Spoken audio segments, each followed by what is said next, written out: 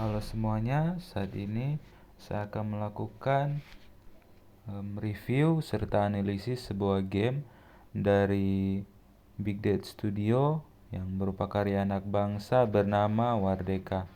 Kita akan langsung saja ke dalam pembahasan dan gameplay. Untuk yang pertama itu adalah Narrative Formation. Game ini mengangkat cerita yang unik dan penuh konflik. Latar waktunya adalah tahun 2040 ketika dunia sedang menghadapi krisis energi global. Di tengah kekacauan, seorang ilmuwan asal Indonesia, Dr. Rachel Kai, menemukan elemen energi baru bernama Eternal Materia. Namun, tak lama setelah penemuan itu, ia menghilang secara misterius. Kemudian muncul sebuah kubu energi raksasa di hutan Kalimantan, menciptakan wilayah realistis baru bernama Indonesia.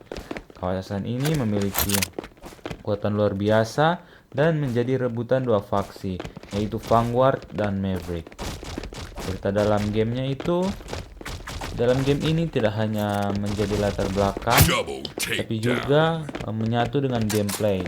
Setiap mode permainan, desain karakter, hingga desain map menggambarkan konflik antara dua fraksi yang saling bertentangan. Game ini juga menggunakan elemen cerita untuk membangun dunia yang kaya, dikenal sebagai world building. Cerita dikembangkan secara bertahap melalui event, karakter baru, dan misi yang akan datang. Tiga itu ada game design. Desain game Wardeka menunjukkan bahwa sang desainer ingin menciptakan pengalaman bermain yang kompetitif, tapi juga menyenangkan dan dapat diakses oleh semua pemain. Gameplay utama menggabungkan mode deathmatch dan takeover yang memerlukan strategi tim. Desainer juga memberikan kebebasan pada pemain untuk menyusun karakter, senjata, dan skill.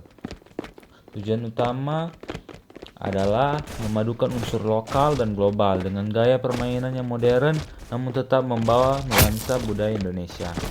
Tujuan pemain di sini adalah untuk mengawasi wilayah dan mengalahkan tim lawan. Pada mode deathmatch, pemain harus mendapatkan jumlah kill terbanyak, sementara di mode takeover, pemain harus menguasai titik-titik strategis untuk memperoleh poin. Di mode ranked, pemain juga punya tujuan untuk naik peringkat, menunjukkan siapa yang terbaik.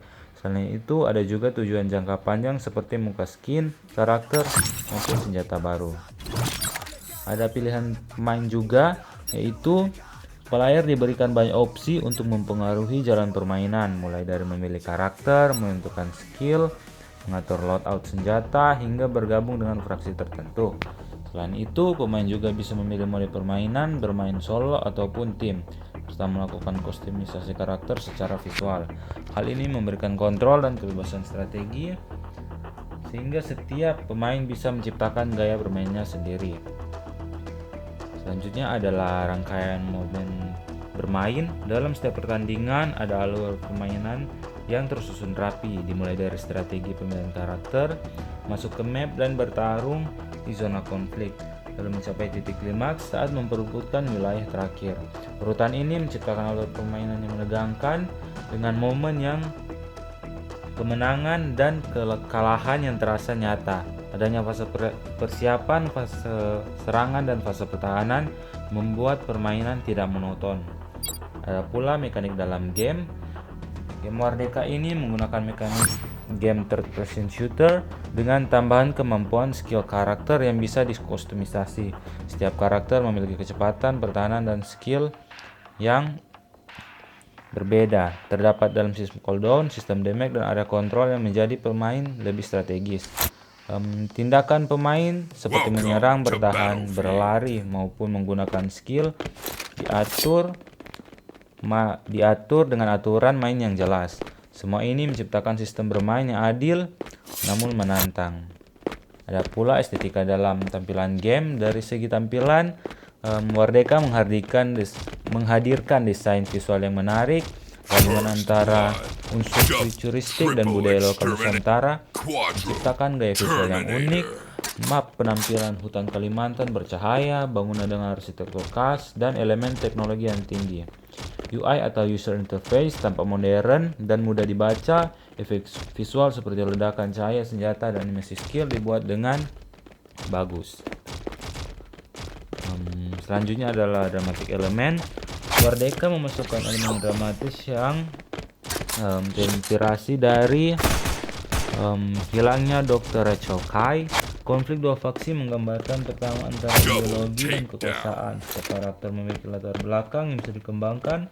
Jika dikembangkan lebih jauh, game ini bisa memiliki sinematik yang sangat bagus.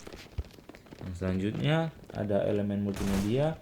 Game ini memanfaatkan berbagai media untuk menciptakan pengalaman yang imersif. Ada teks untuk penjelasan misi, animasi karakter, suara latar yang mendukung suasana, dan musik yang membangun ketegangan. Semua elemen, gambar, suara, dan teks bekerjasama untuk menciptakan dunia yang terasa hidup dan penuh konflik. Ada pula keseimbangan game. Game ini memiliki sistem ekonomi yang internal. Beberapa hal untuk resource dalam game seperti energi atau koin untuk upgrade. Namun ada juga bentuk konsumsi waktu seperti waktu bermain untuk membuka konten baru. Keseimbangan penting agar pemain baru tidak merasa tertinggal dan pemain lama tetap tertantang.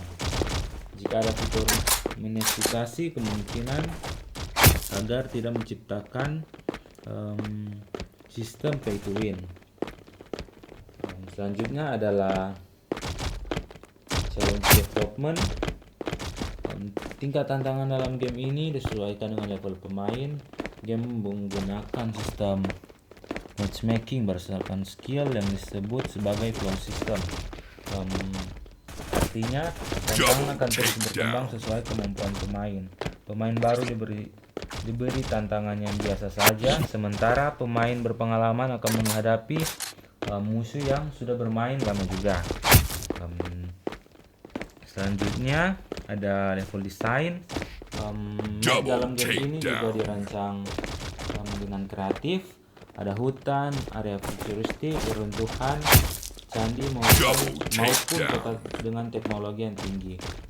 Tiap level elemen, kejutan dan lorong rahasia, jebakan, dan juga zona didesain agar pemain tidak hanya menembak tapi juga harus berpikir secara taktis.